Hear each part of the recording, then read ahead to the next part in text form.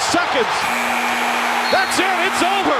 The Celtics are heading back to the NBA Finals. I've returned in the dead of night with another upload. I'll take naps. Not only are the Celtics advancing, but Jaylen Brown has won the Larry Bird Eastern Conference Finals MVP, and he's holding it up with his left hand. These are good signs.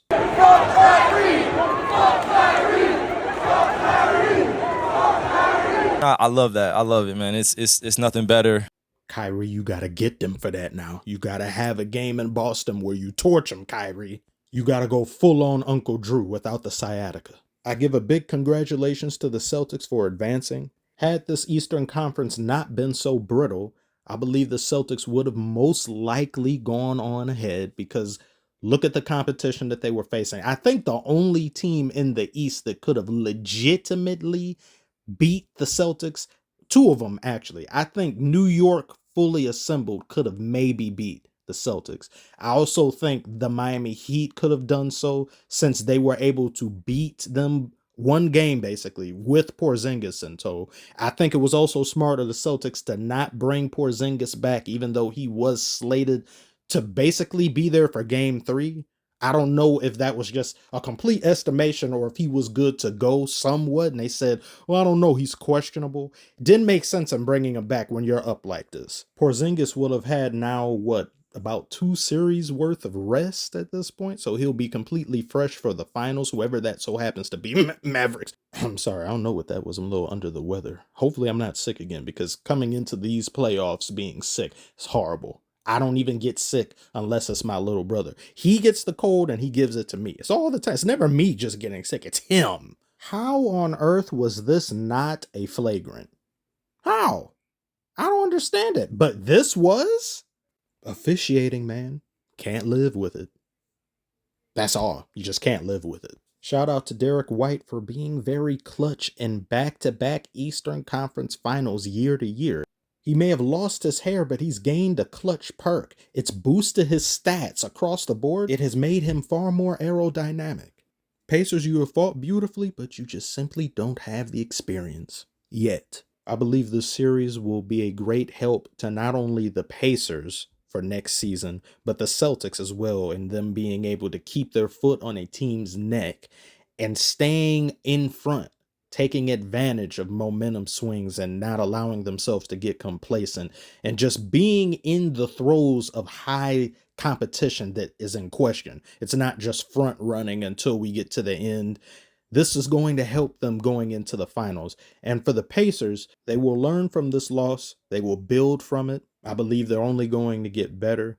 Halliburton himself did not really play good at all a lot of this series. He didn't make his presence known. Him being injured as well derailed some things. I heard some people saying, hey, they were playing a little bit better without Halliburton, but I think that's just due to the fact that they know we have to step up because he's not here. Players across the board will go and try to get themselves going early. They'll be far more aggressive than when that star or main focal player is there. And unfortunately, they're just not able to keep this same mentality when that star is there sometimes. As I think they just allow themselves to deflect and defer so much to them that they don't establish anything for themselves. So when they do get the ball and they're expected to either make a shot, they haven't really established any forward momentum in what it is they themselves are trying to do individually, distinct from the team. The experience was a big factor, as well as the Pacers not being a team that really does three-point shooting anywhere near as much as the Celtics do. And this game, especially last game, it was a story of just the Celtics making so many of them when they needed to make them. And there's so many different weapons available to you where on the court, basically everybody is capable of shooting a 3 at all times. You can't sag off of anybody, and coupled with the ball movement, when the Celtics are really in the zone, the scoring can really get out of hand and get out of control. And before you know it, you were up 6 and now you're down 9. But like I mentioned before, the Celtics seem to rely a little bit too much, well, not even a little bit, a lot of it, on the three-pointer where they'll just live and die by it. It's a double-edged sword. I've seen not only this series, but against Cleveland, against Miami Heat, players will actively go for a 3 that isn't there. instead of just getting a 2, getting something this possession instead of just having it be wasted, or the ball gets turned over, the other team gets it and they'll get a 2. So then you'll think, hey, let me try a 3 again. Nothing again. Other team gets a 2. Next thing you know, just on 2s alone, it's a tie game or you've lost the lead. That's what irritates me about the Celtics. Mainly just about teams in the NBA in general. I don't like this obsession with the 3-pointer. It's as if they say, let's get a 3-pointer, and if we can't get one, we want nothing. So selfish, makes no sense. This is why some of these teams be losing games unnecessarily. Something I forgot to say about these fans chanting, fuck Kyrie. This is why I wanted the Knicks and Celtics to face each other. I said this already, but just imagine that atmosphere. Imagine both of these fan bases, the two craziest fan bases in the NBA, both playing against each other. I wanted it so bad.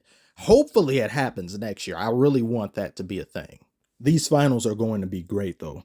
I cannot wait. Oh my God. The storylines and narratives with Kyrie used to be in Boston. It was just a horrible experience for everybody involved. Now being on the Mavericks and Kristaps Porzingis, Mavericks, and now he's on the Celtics.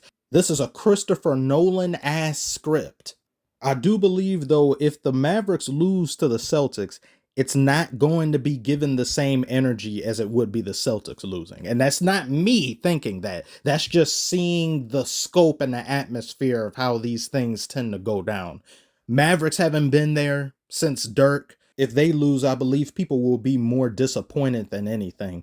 But if the Celtics lose, they'll be clowned endlessly and it'll just be a big hoopla. Oh, trash. But then even if they win, it's going to be somewhat of a problem, because then people will say, well, you had a cakewalk to the finals. Your run doesn't count. It's not really good for the Celtics. And that's just me being unbiased. I know what people are going to say. It depends on how they lose, though, on whether or not I engage.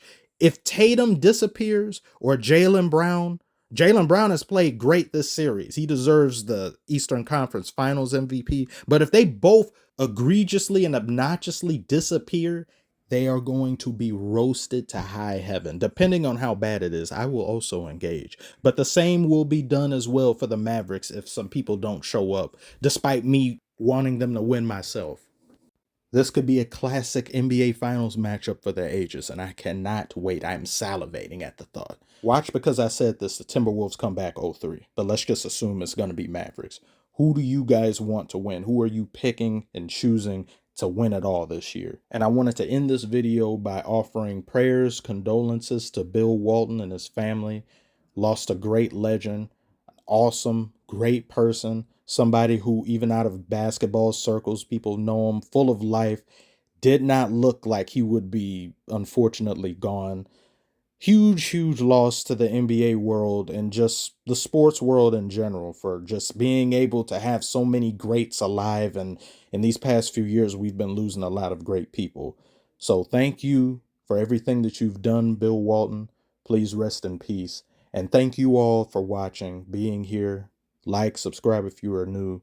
Thank you so very much, and I will see you on the next one.